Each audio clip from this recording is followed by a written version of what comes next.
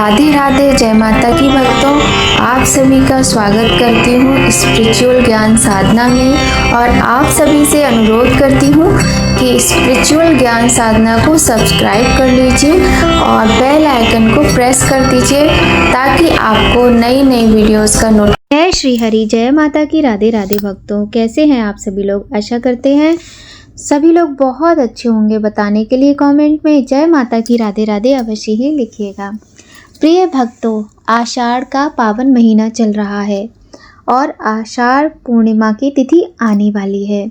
तो आज की वीडियो में हम आषाढ़ पूर्णिमा व्रत के विषय में ही बात करेंगे। तो आइए भक्तों, प्रारंभ करते हैं आज की ये महत्वपूर्ण वीडियो।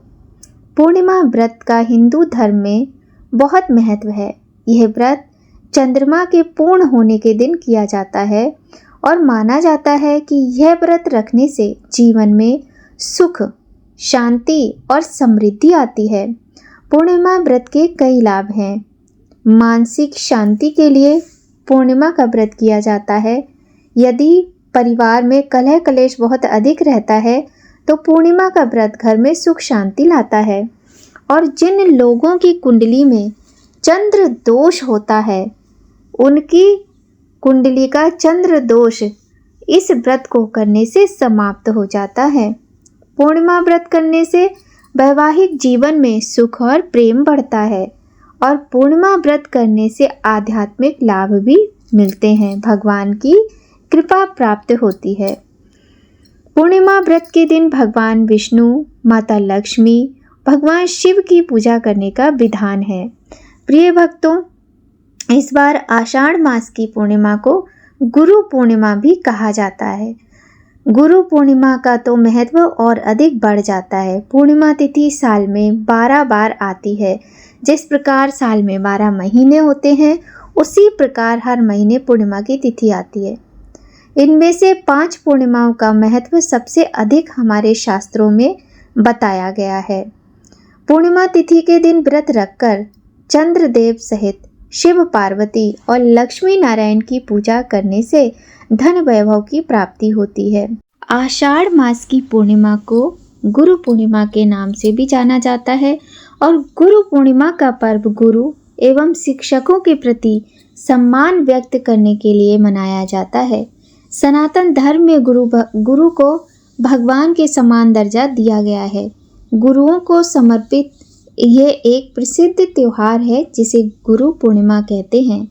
हिंदू धर्म के साथ साथ बौद्ध व जैन धर्म के लोग गुरु पूर्णिमा के उत्सव को हर्षोल्लास के साथ मनाते हैं।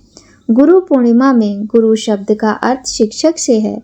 गुरु पूर्णिमा के दिन शिष्यों द्वारा अपने गुरु के प्रति आस्था को प्रकट किया जाता है। हिंदू पंचांग के अनुसार प्रतिवर्ष आषाढ़ माह की पूर्णिमा तिथि पर गुरु पूर्णिमा का त्योहार मनाया जाता है। इस दिन विधिवत रूप से गुरु पूजन किया जाता है। गुरु पूर्णिमा को व्यास पूर्णिमा के नाम से भी जाना जाता है। सामान्य शब्दों में गुरु वह इंसान होता है जो ज्ञान की गंगा बहाता है और हमारे जीवन को अंधकार से प्रकाश की ओर ले जाता है। ये हमारे समूचे भारत में बड़ी श्रद्धा के साथ पूर्णिमा की तिथि मनाई जाती है।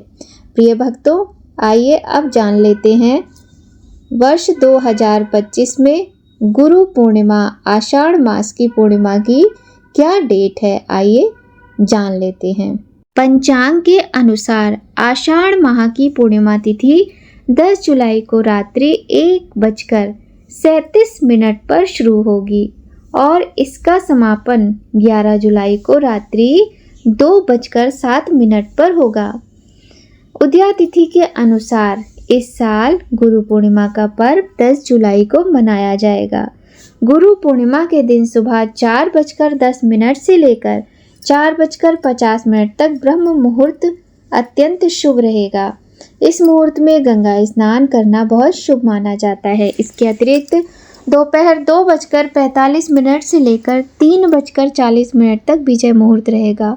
वहीं 7:21 से शाम के टाइम की बात कर रहे हैं, शाम को 7:21 से 7:41 तक गोधूली मुहूर्त रहेगा, जिसे पूजा पाठ के लिए शुभ माना गया है।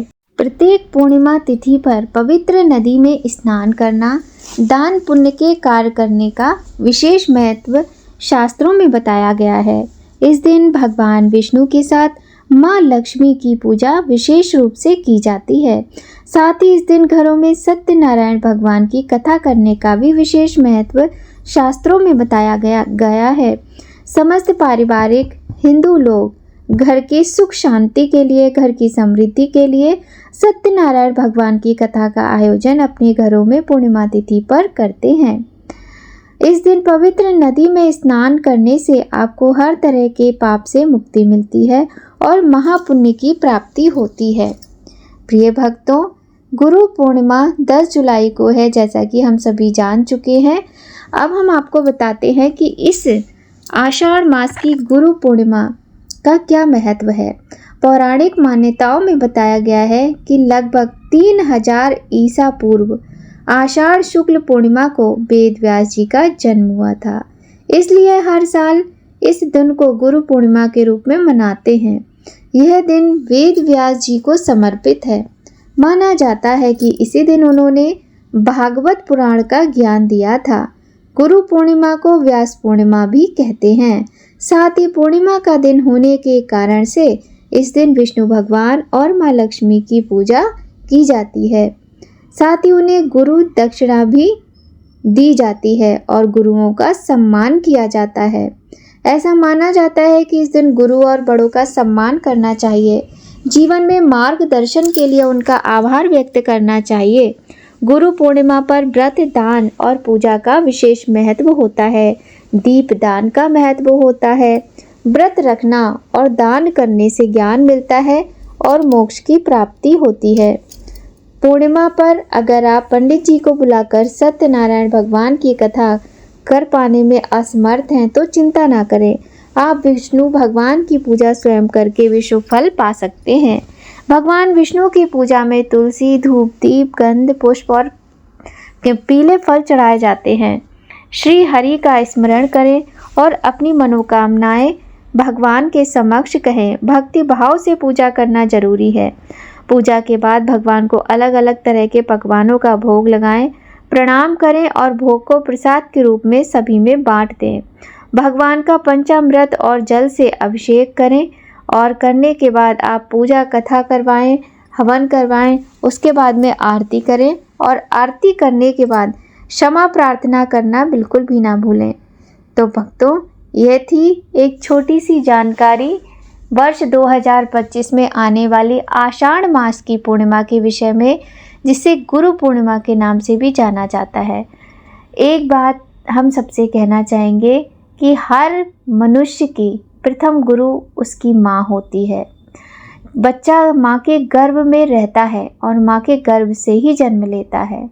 और यदि किसी बच्चे की माँ नहीं होती है ना, तो उसका जीवन बड़ा दुश्वार हो जाता है।